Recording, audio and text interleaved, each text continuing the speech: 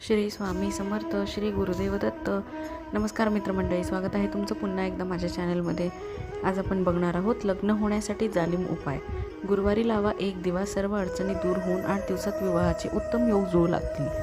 मित्रांनो, जर पत्रिकेत गुरुग्रह बृहस्पतीशी निगडीत कुठलेही दोष असतील तर त्याच्या शांतीसाठी गुरुवारी विशेष पूजा केली जाते.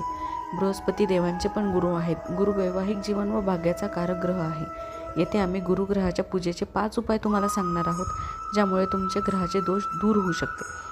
गुरुवारी गुरुग्रहाच्या निमित्ताने व्रत ठेवावे. त्यात पिवळे वस्त्र परिधान करावे व बिनमिठाचे भोजन ग्रहण करावे.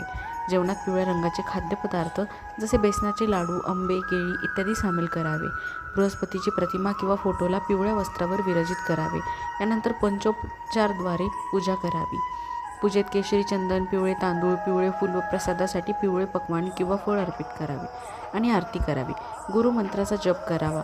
मंत्र आहे ओम ब्रूम बृहस्पते नमः. मंत्र जपाची संख्या कमीत कमी 108 असायला हवी. गुरुशी निगडीत पिवळ्या वस्तूंचे दान करावे. पिवळी वस्तू जसे सोनं, हळद, चण्याची डाळ, आंबा, फळ इत्यादी. महादेवाला बेसनाच्या लाडूचा प्रसाद अर्पित करावा. हे उपाय केल्याने धनसंपत्ती, विवाह आणि भाग्यसंबंधी सर्व अडचणी नक्की दूर होतात. भारतीय संस्कृतीत आठवड्यातील प्रत्येक दिवस हा एखाद्या देवतेसाठी आणि ग्रहासाठी समर्पित आहे. यानुसार गुरुवार हा दिवस सृष्टीचे पालनहार मानल्या गेलेल्या श्री विष्णूंसाठी आणि गुरुग्रहासाठी समर्पित करण्यात आला आहे. त्याचप्रमाणे या दिवशी लक्ष्मी देवीची उपासना, आराधना, नामस्मरण करणे लाभदायी मानले गेले आहे. तसेच गुरुवारी केलेल्या श्री विष्णूंच्या पूजनामुळे केवळ विष्णुदेव नाही तर लक्ष्मी देवीही प्रसन्न होते, अशी मान्यता आहे.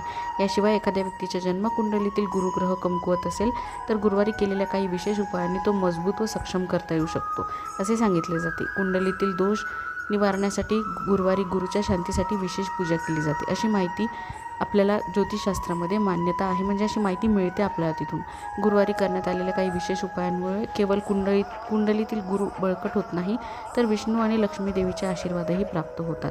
गुरुवारी गुरुग्रहाच्या नावाने श्रद्धा आणि निष्ठा ठेवून व्रत करावे.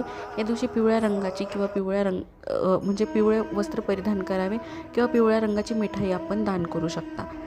मित्रांनो, जर बेसनाचे लाडू, आंबा, केळी वगैरे ह्या प्रामुख्याने समावेश करून जर हे दान केले तर खूप लवकर तुमच्या विवाहाचे योग जमून येतील.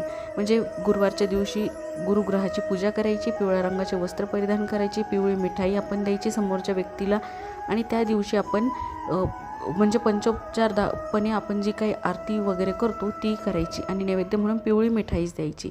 आणि त्यानंतर मग पूजा झाल्यावर ओम ब्रूम बृहस्पते नमः या मंत्राचा 108 वेळा जप करायचा. ह्याने तुमच्या लग्नातील सर्व काही अडथळे, जे काही तुमच्या लग्नामार्गातील जे अडथळे आलेले आहेत विवाह संदर्भात, म्हणजे खूप लवकर विवाह होत नाही आणि खूप उशीर होतो आणि खूप अतिशय आपण परेशान असतो, खूप हताश झालेलो असतो, लग्नच होत नाही आणि सगळे उपाय करून थकलेले असाल तर मग तुम्ही कुठलेही उपाय न करता फक्त गुरुवारी हा उपाय करायला लागा. लवकरच तुमच्या म्हणजे लग्नाचे योग जुळून येतील.